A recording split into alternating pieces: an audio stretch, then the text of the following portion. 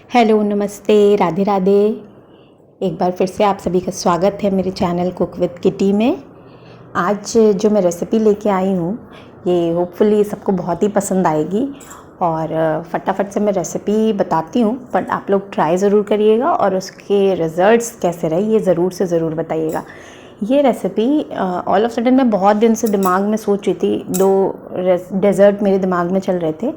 एक तो शाही टुकड़ा, मैं कुछ इनोवेटिव बनाना चाहती थी, और दूसरा एक मलाई रोल, क्योंकि कुछ क्विक डेज़र्ट, इजी डेज़र्ट्स की रेसिपी लोग कहते हैं कि शेयर करो, तो मैंने ये थोड़ा सा एक कॉम्बिनेशन बनाया उन्हीं दोनों का। तो रेसिपी के लिए सबसे पहले मैंने क्या किया है, दूध लिया है। आप जैसे शाही टुकड़े को चाशनी में भिगाते हैं, तो मैंने अपने शाही रोल्स को रसमलाई वाले दूध में भिगाया है। तो उसके लिए मैंने क्या किया है कि दूध लेना है। आपको जितनी क्वांटिटी में लोगों के लिए बनाना है, मैंने ये 6 रोल्स बनाए हैं सर्विंग के लिए। लगभग मैंने आधे लीटर से ज़्यादा, लगभग 1.25 लीटर दूध लिया था, उसको मैंने रिड्यूस किया है लगभग हाफ़ होने तक।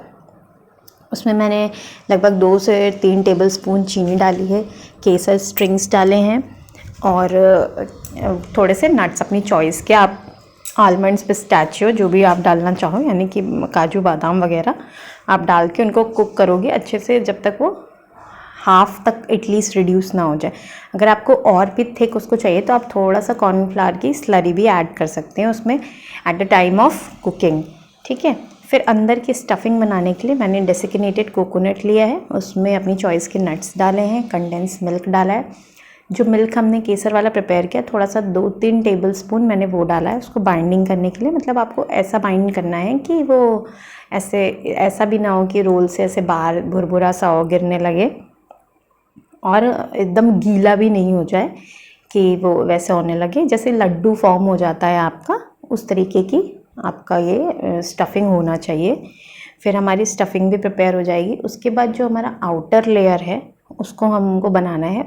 ये आउटर लेयर मैंने ब्रेड की हेल्प से बनाया है। तो आपको क्या करना है, सिंपली ब्रेड को लेना है। आप छोटे साइज़ की भी ब्रेड ले सकते हैं, आप बड़े साइज़ की भी ब्रेड ले सकते हैं। जैसे मैंने बड़े साइज़ की ब्रेड का बनाया तो मैंने 6 रोल्स बनाए, बट वो जब आप सोक करते हो, सारी चीज़ें करते हो, उसके बाद में वो काफ़ी हैवी हो जाता है। तो आप उसको 2 या 3 पार्ट्स में करके भी सर्व कर सकते हो। ये लगभग जो मैंने जितना डेज़र्ट बनाया था, आप 7 से 8-9 लोगों में आराम से उसको सर्व कर सकते हो 6 बड़ी ब्रेड्स के साथ। तो आप छोटी ब्रेड्स के साथ छोटे साइज़ के भी बना सकते हैं, या उसको आप कट करके डिवाइड करके भी सर्व कर सकते हैं। अब मैंने इसको बनाने के लिए आउटर लेयर को किया कि ब्रेड ली है, आप प्लीज़ फ्रेश ब्रेड्स लीजिएगा। फिर उसके बाद में उसके साइड्स को कट कर दिया है, फिर उनको अच्छे से बेल लिया है। बेलना क्यों ज़रूरी है, या आप उसको रोल डाउन क्यों करते हैं, सबसे बड़ी चीज़ ये भी मैंने किसी एक शेफ़ के वीडियो में ही देखी थी कि उन्होंने बताया था कि जब हम ब्रेड रोल्स बनाते हैं या सिंपली ऐसे ही ब्रेड को हम एयर फ्राई या डीप फ्राई कर लेते हैं, तो ये तेल भी ज़्यादा सोखता है आपका। और जब आप उसको रोल डाउन कर देते हैं तो जो एरिएशन या एयर पार्टिकल्स आपके क्रिएट होते हैं वो बंद हो जाते हैं।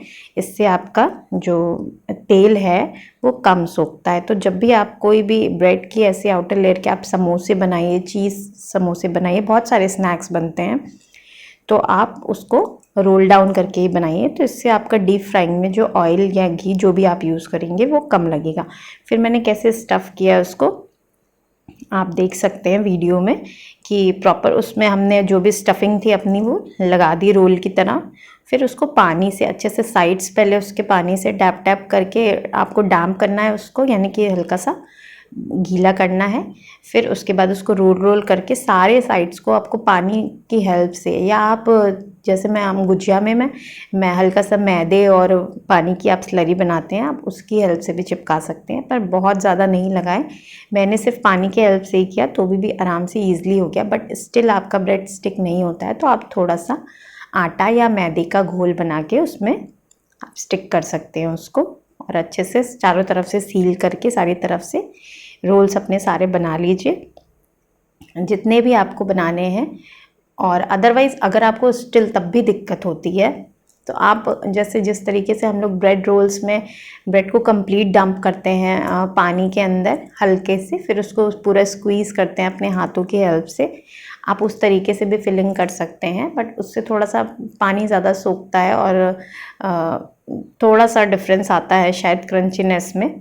तो बाकी ये पानी की हेल्प से ही मेरे आराम से ईज़िली बन गए। फिर मैंने देसी घी में इनको फ्राई कर लिया, अलट पलट के अच्छे से डीप फ्राई कर लिया। अगर आपको सिर्फ ऐसे क्रंची सा कुछ डेज़र्ट खाने का मन है तो आप ऐसे भी इसको सर्व कर सकते हैं एज़ इट इज़, या आप इसको अलग अलग भी कर सकते हैं कि आप अपना रसमलाई वाला मिल्क चिल्ड करके अलग, और ये जो आपके रोल्स डीप फ्राई हुए हैं इनको अलग भी आप सर्व कर सकते हैं, या आप कैसे खाने वाले, आपका टेस्ट कैसा आप खाना चाह रहे हो उसके ऊपर डिपेंड करता है।